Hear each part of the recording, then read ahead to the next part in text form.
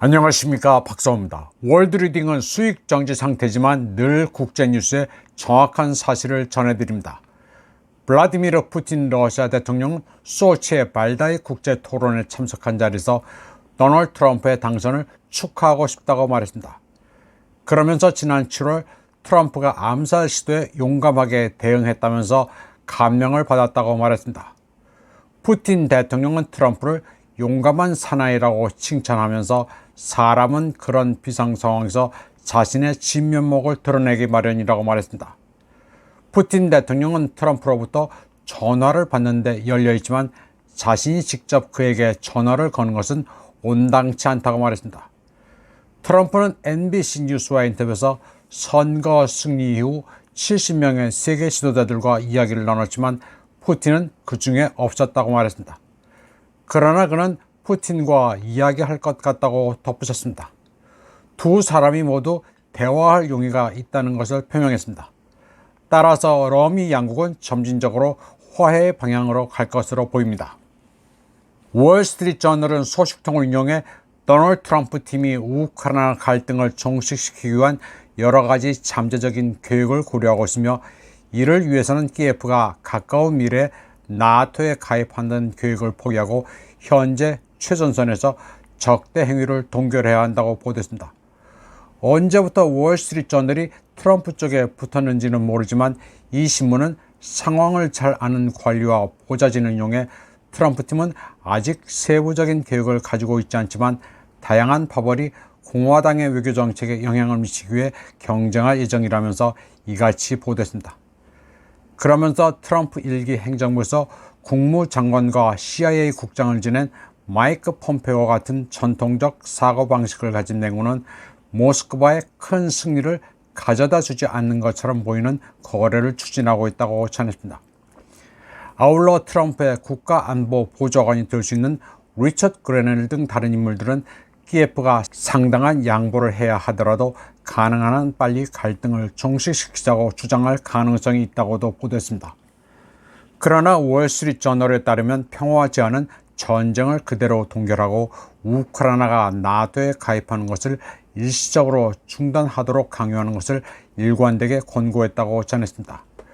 월스트리트저널은 트럼프 캠프에 있는 익명의 관리 3명을 이용해 우크라이나가 최소 20년 동안 나토에 가입하지 않겠다는 것을 약속하는 게 한 가지 아이디어라고 말했고 그 대가로 미국은 키예프에 러시아를 견제할 수 있는 충분한 무기를 공급할 것이라고 말했습니다.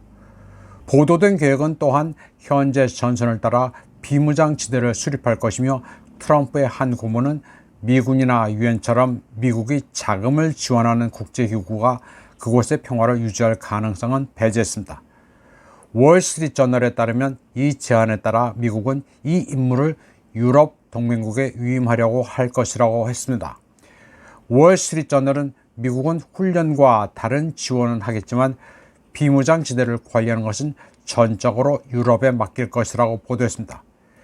미국은 우크라이나에서 평화를 지키기 위해 미국인 남녀를 보내지 않을 것이고 비용도 지불하지 않을 것이라고 월스트리트저널은 익명의 소식통을 인용했습니다.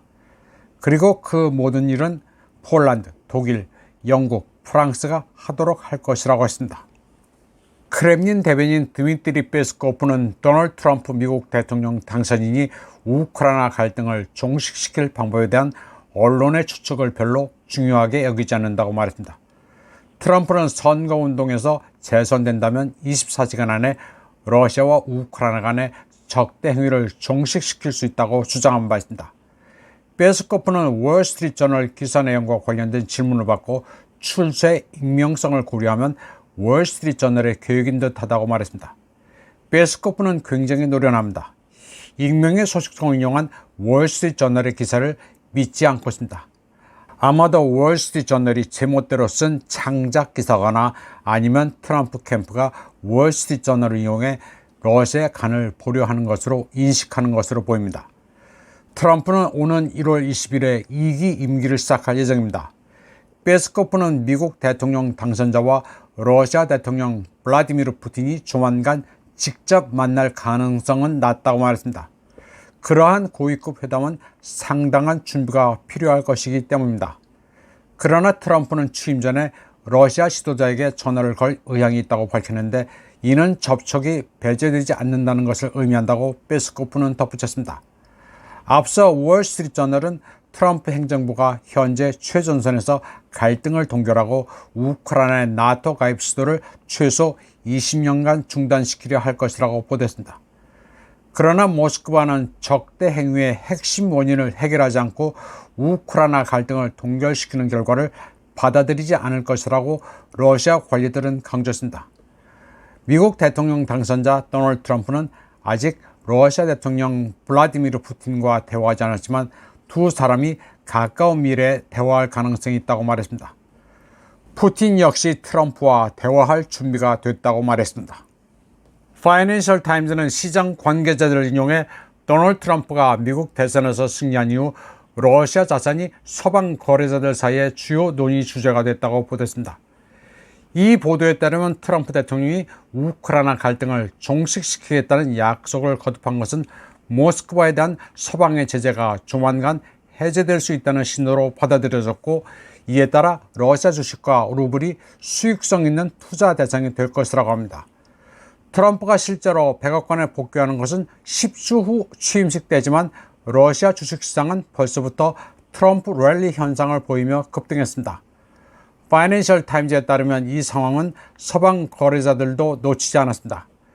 파이낸셜 타임즈는 미국의 한 포트폴리오 매니저를 인용해 모든 이야기가 러시아와의 거래 방법과 제재 해제 여부에 집중되고 있다고 전했습니다. 서방 은행 거래자들은 이제 루블이 거래 가능한지 갑자기 궁금해하고 있으며 일부 서방 은행들은 제재에도 불구하고 여전히 해외에서 인도 불가 선물환을 통해 루블을 거래 중이라고 파이낸셜 타임즈는 시작했습니다. 트럼프 랠리로 인해 루블화로 표시된 모스크바 거래소 지수가 3.6% 급등해 8월 이후 가장 큰 일중 상승을 기록했습니다. 러시아 주요 에너지 기업인 가즈프롬과 노바텍은 모두 5% 가까이 상승했습니다. 루코일과 로스네프트의 주식도 상승했고 얀덱스, 노릴스크 니켈, 스베르, 알로사, 아에로플로트도 상승했습니다. 랠리는 다른 곳에 러시아 관련 주식으로 확대됐습니다. 러시아에서 여전히 운영 중인 가장 큰 서방은행인 오스트리아의 라이파이젠 뱅크 인터내셔널은 수요일 유럽의 스톡스 600 지수에서 8% 상승해 두 번째로 좋은 성과를 거뒀습니다. 러시아 전문가들은 트럼프의 승리가 러시아에 긍정적인 영향을 미치고 지정학적 긴장을 완화하는 데 도움이 될 것이라는 투자자들의 기대 속에 시장이 상승했다고 전했습니다. 파이낸셜 타임즈에 따르면 러시아 메탈인베스트 뱅크의 전 거래 책임자 세르게이 로만초크는 이것이 바로 러시아 투자자들이 기다려온 것이라고 말했습니다. 그는 주식시장과 전쟁은 잘 양립할 수 없다면서 전쟁이 끝날 조짐을 보이면 투자자들은 틀림없이 긍정적인 반응을 보이게 마련이라고 말했습니다. 그는 또 변화에 대한 신중한 기대와 함께 트럼프 효과로 주식시장이 다소 급등할 것이라는 추측이 있다고 했습니다. BCS World of Investment의 전문가 미하일 젤전은 RBK의 트럼프의 승리는 지정학적 위험 프리미엄의 감소를 의미한다고 말했습니다. 이처럼 국제정세는 요동치고 있습니다. 돈의 움직임과 금융시장 동향은 늘 선행 지표입니다. 그런데 조선일보는 트럼프의 복귀를 두고 특이한 기사를 게재했습니다. 막말, 성추문, 두 번의 탄핵소추, 대선 불복에도 다시 백악관으로 라는 기사를 썼습니다. 또 윤석열 대통령은 기자회견에서 불법 침략 피해국을 지원하는 것은 당연하다면서 우크라이나에 대한 무기 지원을 배제하지 않겠다고 말했습니다. 우크라이나 종전을 이루겠다는 도널드 트럼프의 당선 다음 날 이런 발언을 한다는 게 이해가 가지 않습니다. 트럼프의 정책 기조를 구실로 우크라이나 지원을 하지 않아도 될 운신의 폭도 있는데 도대체 왜 그러는지 모르겠습니다. 이런 가운데 국내 매체 북한군 파병설 전파는 계속되고 있습니다. 러시아군이 북한군의 호화 숙소에 불만이 있다. 북한군이 러시아어를 학습하고 있다는 등의 괴이한 뉴스를 생산하고 있습니다.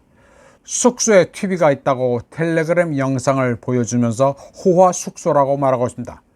북한과 러시아 병사들이 보급품을 둘러싸고 갈등이 격화되고 있다는 소리도 떠들고 있습니다. 또 북한군의 첫 교전은 4일에 있었는데 북한군이 브리아트인으로 위장해 사상자 수를 파악하기 힘들 것이라는 미국 전쟁연구소의 견해를 전하기도 했습니다.